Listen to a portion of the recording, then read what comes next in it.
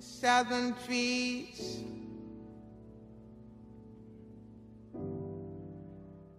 Hi, welcome to Cinema Journal, and this is my trailer reaction for The Birth of a Nation, a new film by Nat Turner slated to be released on October 7, 2016.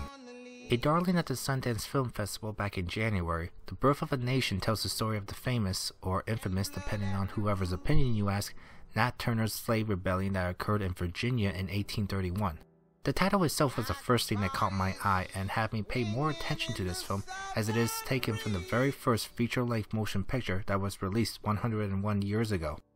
Directed by the most popular director of his time, D.W. Griffith, the 1915 version tells the story of the birth and rise of the Ku Klux Klan after the disastrous Civil War that left the Dixie South devastated and the free blacks taking dominance over the suppressed white population. A monumental film for its time and, arguably an important one, it showcased revolutionary cinematic techniques with its editing and cinematography that made it a phenomenon and elevated movies into the realm of high art. However, it generated just as much controversy with its vile depiction of African Americans as crude and evil that was even used as a recruitment tool for the resurgence of the Klan in the 1920s that lasted until the Civil Rights Movement of the 1950s. For me, it is a very polarizing film in terms of grappling its legacy.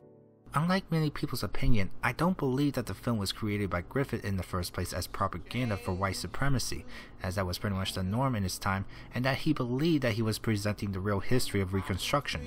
But there is no denying the terrible history that this film has associated itself with, causing much heartache for the African American population as they fought hard for racial equality when the country itself was not interested in it. According to the director Nat Turner, the usage of the title was a way to repurpose it as a tool to challenge racism and white supremacy in America, to inspire a riotous disposition towards any and all injustice in this country and abroad, and to promote the kind of honest confrontation that will galvanize our society towards healing and sustain systematic change. Looking at the trailer, there is no doubt that it will garner much comparison to the 2013 Steve McQueen slave drama 12 Years a Slave, which won 3 Oscars, including for Best Picture. They both share the same themes of the horrors of black slavery set in the rich and beautiful settings of the Dixie South, thanks to the equally as beautiful looking with his cinematography. From what I gathered from the few of the shots edited in and knowing a little about the true story, I imagine that we might actually see a bit of the slave culture as it wants to focus more on the black characters. It certainly looks promising to me, and it certainly got me excited to see it. And while the use of the title felt distracting, I think it might be a good fit overall. Having already been denied freedom since the days of the American Revolution, where the words "all men are created equal" were first written, and the country on the eve of a national debate for slavery's future, we have black slaves taking their fate into their own hands, ready to fight and die for their freedom, and the ideas of racial equality was, unfortunately, born out of that bloodshed. And yet there are people who dismiss it and even believe that this will only fuel the discontent between the races, calling it another white guilt movie, something I don't understand.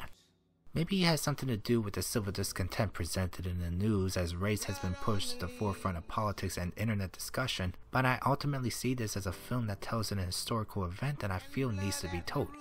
It just seems that some people, instead of discussing the historical implications of slavery and how it damaged our racial relationship and how we could try to fix it, just want to go blind and deaf about it and go, this movie is just as racist, if not more, than the original.